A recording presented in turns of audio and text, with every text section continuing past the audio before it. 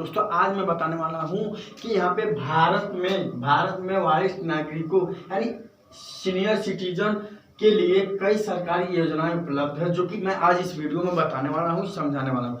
Channel पर अगर पहली बार आए तो चैनल को सब्सक्राइब कर लीजिए, बेल आइकन नोटिफिकेशन को ऑल पर रखें ताकि मैं जो भी वीडियो डालूँ आपके नोटिफिकेशन में जाए। जरूरी सूचना चैनल को सब्सक्राइब पहले से करके रखे हो, तहे दिल से धन्यवाद। एक जरूरी सूचना है कि बगल में उसके एक ज्वाइन का बटन है, उसको प्रेस जरूर कर लीजिए, उसको ज्वाइन जरूर कर लीजिए। चलते हैं टॉपिक और समझते हैं मसला क्या। ध्यान से इस चीज़ को समझिएगा, मैं बताने का कोशिश कर रहा हूँ और समझाने का कोशिश कर रहा हूँ ताकि आपको एक्सप्लेन करके बता दूँ कि क्या मतलब है इसका, जो कि अभी का अपडेट है, तत्काल का अपडेट है, इसी महीने का अपडेट है, जो कि मैं आपको बताने का कोशिश कर रहा हूँ। ध्यान दीजिएगा, इसमें दिया गया है कि भारत में वरिष्ठ नागरिकों यानी सीनियर सिटीजन के लिए कई सरकारी योजनाएं उपलब्ध की गई है, जो कि योजनाएं इस प्रकार से पहला, दूसरा, तीसरा, चौथा, पांचवा, छठवां, सातवां, आठवां की 8 प्रकार की योजनाएं हैं, जो कि सीनियर सिटीजन के लिए बहुत बेस्ट है और बहुत अच्छा है, जो कि आपको जानना बहुत जरूरी है। जितने भी सीनियर सिटीजन अगर मेरे वीडियो को देख रहे हैं, इस चीज़ को समझिएगा, इस चीज़ को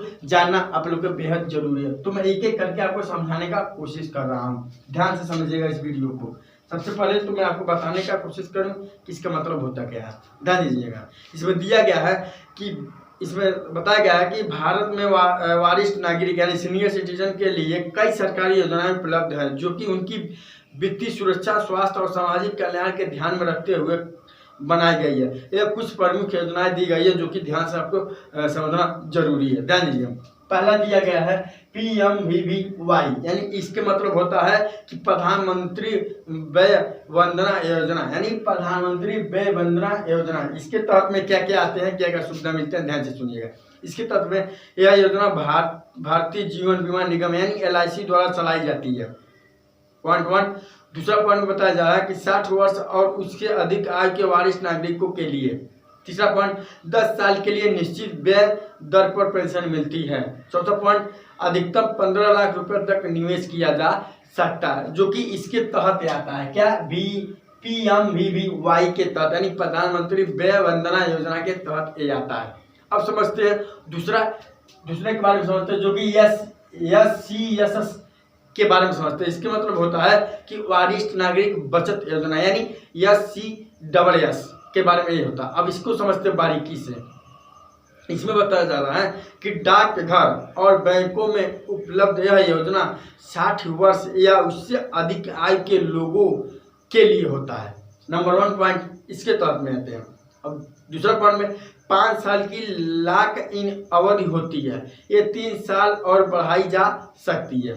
तीसरा पॉइंट समझते हैं, वर्तमान में ब्याज दर 8.5% यानी 8% तक की मिलती है, हर तिमाही अपडेट होती है। ठीक, ये 3 चीज तो आप इसके तहत समझ लीजिए।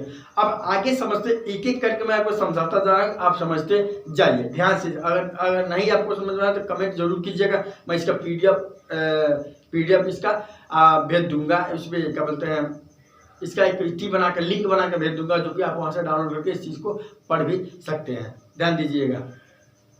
अब तीसरा पॉइंट समझते हैं, जो कि यहाँ पे IGNOAPS यानी इसके मतलब क्या होता है। तीसरे में दिया गया है कि IGNOAPS यानी इंदिरा गांधी राष्ट्रीय वृद्धावस्था पेंशन योजना है। ये बहुत बड़ा अपडेट है, जो कि इंदिरा गांधी राष्ट्रीय वृद्धा पेंशन योजना के तहत में क्या क्या आता है, ध्यान से सुनिएगा।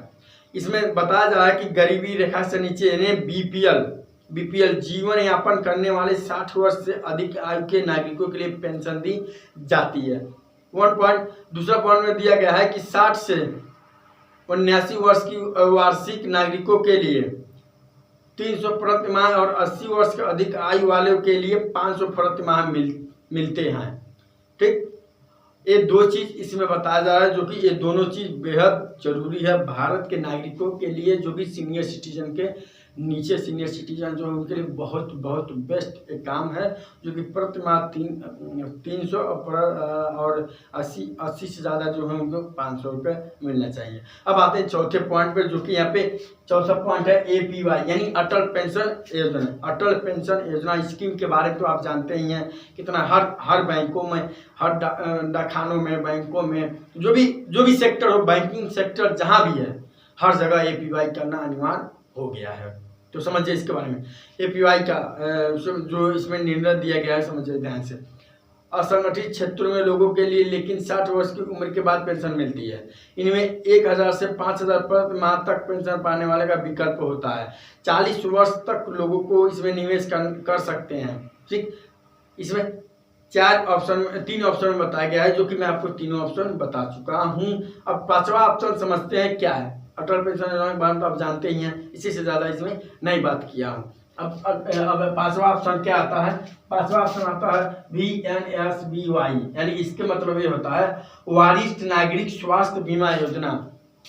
वरिष्ठ नागरिक स्वास्थ्य बीमा योजना, इसके तहत में क्या क्या आता है समझिए इस ध्यान के। यह योजना 60 वर्ष और उससे अधिक उम्र के लोगों के लिए विशेष रूप से बनाई गई है। पहला है। दूसरा में बताया जाए, इसमें 1 लाख से 2 लाख रुपए तक की चिकित्सा बीमा कवर मिलता है। राइट, इसमें 2 ही चीज बताया गया है कि जो 2 ही चीज इसमें अपडेट किया गया है, जो कि दोनों चीज लाभदायक है और 1% की इसमें कोई धोखाधड़ी नहीं है, जो कि इसमें आपको बनवाना जरूरी है। जिससे इस समय आभा कार्ड बन रहा है, जिसके पास आभा कार्ड है वो आभा कार्ड, तो उस पर आपको 2.5 लाख का छूट ही मिलेगा। आभा कार्ड बनवा लेंगे तो उसमें आयुष्मान भारत कार्ड भी बन रहा है, उसमें भी छूट मिल रहा है, तो वो चीज़ इसमें काम करेगा, जो कि यहाँ पे वरिष्ठ नागरिक स्वास्थ्य बीमा योजना के तहत जो कि बताया जा रहा है। अब इसमें आता है बात छठा जो बात आता है RHYC। क्या इसके मतलब? इसके मतलब है रेलवे और हवाई यात्रा में छूट। सीनियर सिटीजनों के लिए क्या छूट है, इसमें समझिए, बारीकी से समझिए एक एक करके। अब इसमें समझाने का कोशिश कर रहा हूँ। यहाँ पुरुष वरिष्ठ नागरिकों को ट्रेन किराए में 40% और महिलाओं को 50% की छूट दी जाती है। पहला। दूसरा बारे में समझते हैं। इसमें 2 ही पॉइंट समझाया गया है कि कई एयरलाइंस में 60 प्लस उम्र के लोगों को टिकट पर छूट देती है। दूसरा पॉइंट समझाया है, जो कि बहुत बेहद अच्छा है, सबके लिए सुरक्षा है, मेरे लिए भी है और आप लोग के भी है, सबके लिए बेस्ट है, जो कि छूट मिलना चाहिए। अब 7वां पॉइंट में क्या बताया जा रहा है। 7वां पॉइंट में बताया जाए ETC, यानी ETC का मतलब होता है इनकम टैक्स में छूट। इनकम टैक्स में क्या छूट मिलना चाहिए सीनियर सिटीजनों के लिए, जो कि इसमें पॉइंट बताया गया है। इसमें पॉइंट कितना है, 2 ही पॉइंट इसमें भी बताया गया है, जो कि ध्यान से सुनना आपको बेहद जरूरी है। 60 से 80 वर्ष के आयु में वरिष्ठ नागरिकों के लिए 3 लाख तक की वार्षिक आय पर कोई टैक्स नहीं लगेगा।